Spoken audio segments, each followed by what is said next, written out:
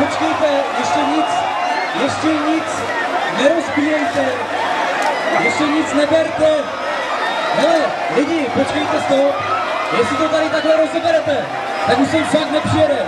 A myslím to úplně vážně, prosím vás, diskvalifikujem a už nepřijedem.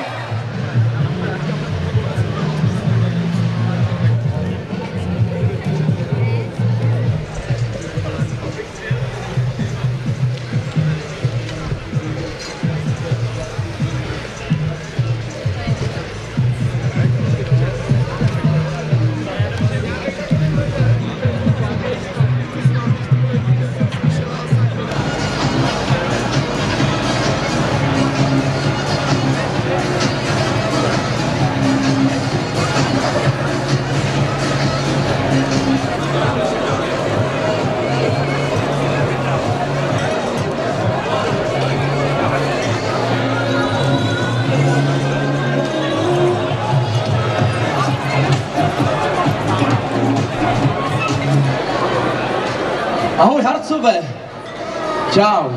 Jestli si pamatujete, tak jsem minulý rok říkal, že už nikdy nepřijedu. A jestli chcete, aby jsem přijel ještě někdy, tak se uklidněte a nechte teďka toho, vážně, úplně vážně. Aspoň vidíte, že nekecám. Nikdy.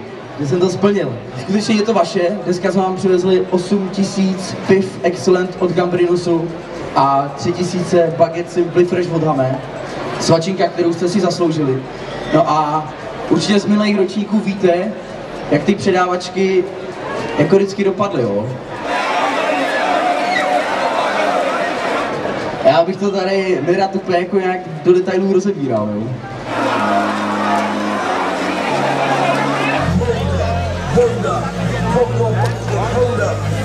Takže, aby to nebylo tak punkové, jak to bývalo v minulých ročnících, tak jsme se to dneska rozhodli pojmout jako trochu intelektuálněji, protože jsme všichni vysokoškoláci a slušní lidé, dobře, alespoň já.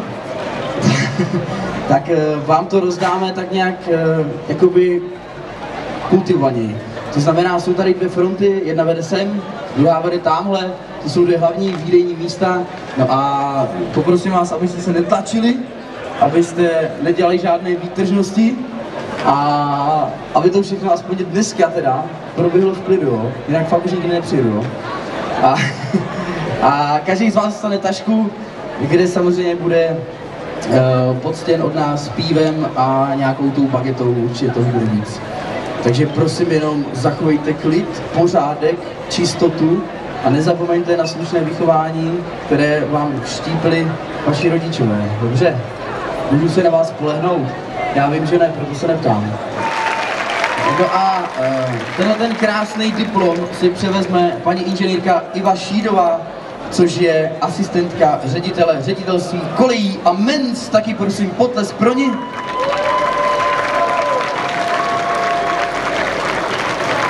Tak já to spouštím, 3, 2, 1, go a pokorně, pokojně a klidně si můžete chodit pro svoji výhru. Je to vaše, hezký den a ještě jednou gratulace k vaší výhře. Po jednou, tak.